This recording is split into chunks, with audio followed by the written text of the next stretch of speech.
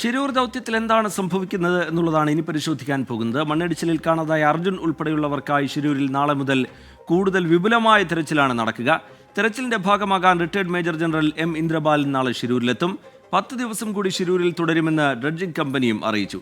ആവശ്യമെങ്കിൽ നാവികസേനയുടെ സഹായം തേടുമെന്ന് ഉത്തര കന്നഡ ജില്ലാ കളക്ടർ വ്യക്തമാക്കി. അതിനിടെ ജില്ലാ ഭരണകൂടവുമായുള്ള ഭിന്നതയെ തുടർന്ന് ഈശ്വർ മാൽപേ ശിരൂർ ദൗത്യം മതിയാക്കി മടങ്ങി. മൂന്നാം ഘട്ട ശിരൂർ ദൗത്യത്തിന്റെ 3-ാം ദിനം.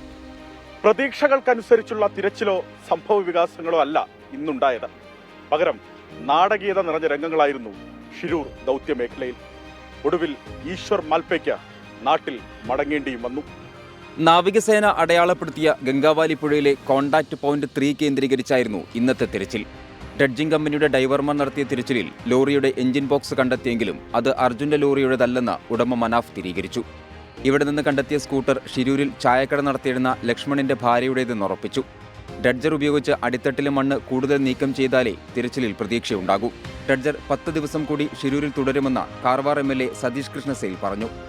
5 people are there, driving people are there. It is 80 hours.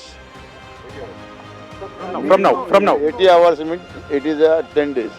Dredging കമ്പനിയുമായുള്ള കരാർ നാളെയായിരുന്നു അവസാനിക്കേണ്ടിയിരുന്നത്. അടുത്ത ദിവസം മുതൽ കൂടുതൽ വിപുലമായ തിരച്ചിൽ നടത്താനാണ് ജില്ലാ ഭരണകൂടത്തിന്റെ തീരുമാനം.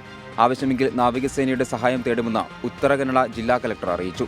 തിരച്ചിലിന്റെ ഭാഗമാകാൻ റിട്ടയർഡ് മേജർ എം ഇന്ദ്രബാലൻ നാളെ ശിരൂരിലെത്തും. റഡാർ പരിശോധന ഉണ്ടാകില്ലെന്നും മുമ്പത്തെ പരിശോധനാ ഫലങ്ങൾ തിരച്ചിലിന് ഉപയോഗിക്കുമെന്നും എം ഇന്ദ്രബാലൻ 24നോട് പറഞ്ഞു. സതീഷ് MLA അവിടെ ഒരുപാട് പ്രയത്നങ്ങൾ ചെയ്യുന്നുണ്ട്. അവരുടെ സിൻസിയറിറ്റിയും അവരുടെ കമ്മിറ്റ്മെന്റ് കണ്ടിട്ടാണ് ഞാൻ അവിടെ വരുന്നത്.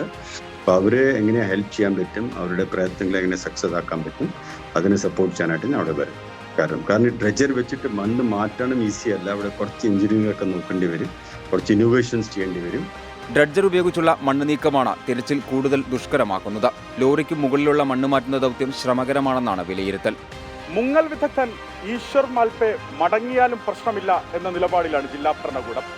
പകരം സംവിധാനം അവർ ഇവിടെ ഒരുക്കിയിട്ടുണ്ടെന്നാണ് കാർവാർ MLA അടക്കം വിശദീകരിക്കുന്നത്.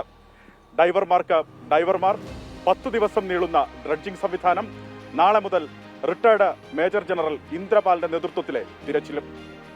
ഷിരൂരിൽ നിന്നും ഷൈജു ചാവശ്ശേരിക്കൊപ്പം അലക്സ് റാം മുഹമ്മദ്, 24.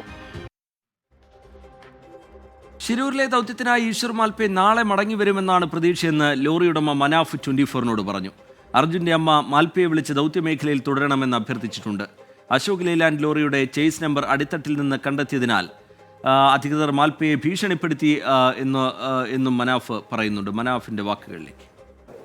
മാൽപേനെ ഭീഷണിപ്പെടുത്തി, പക്ഷേ മാൽപേ അങ്ങനെ തോറ്റുപോകുന്ന ഒരാളാണെന്ന് എനിക്ക് തോന്നുന്നില്ല. തീർച്ചയായിട്ടും അമ്മ വിളിച്ചിട്ടുണ്ട് അർജുൻ്റെ. മാൽപേ തിരിച്ചു വരും. അമ്മ പറഞ്ഞാൽ പിന്നെ മാൽപേക്ക് വരാതെക്കാൻ പറ്റില്ല. അമ്മ എന്താ മാൽപേയോട് പറഞ്ഞു? അമ്മ പറഞ്ഞിരിക്കണേ തിരിച്ചു വരാൻ വേണ്ടിയിട്ട്, പോകരുതെന്ന് പറഞ്ഞിരിക്കണേ. അമ്മൻ്റെ വാക്ക് കേൾക്കുന്നതാണ് വിശ്വാസം. നോക്കാം. നാളെ മടങ്ങിയെത്തോ? തീർച്ചയായിട്ടും വരേണ്ടതാണ്. ജില്ലാ ഭരണകൂടം സ്വീകരിച്ചിരിക്കുന്ന നിലപാടിൽ മടുത്താണ് മാൽപേ പോയത് എന്നുള്ള വിമർശനം ശക്തമായി ഉയരുന്നുണ്ട്. ഒരുപക്ഷെ നാളെ മാൽപേ വീണ്ടും ആ ദൗത്യത്തിൻ്റെ ഭാഗമാകുമോ, അർജുൻ്റെ അമ്മ വിളിച്ചതിന് പിന്നാലെ മാൽപേ വീണ്ടും അവിടേക്ക് എത്തുമോ എന്നുള്ള കാര്യമൊക്കെ നമുക്ക് വരും മണിക്കൂറിൽ അതുമായി ബന്ധപ്പെട്ടുള്ള വിവരങ്ങൾ ലഭ്യമാകുമെന്ന് കരുതാം.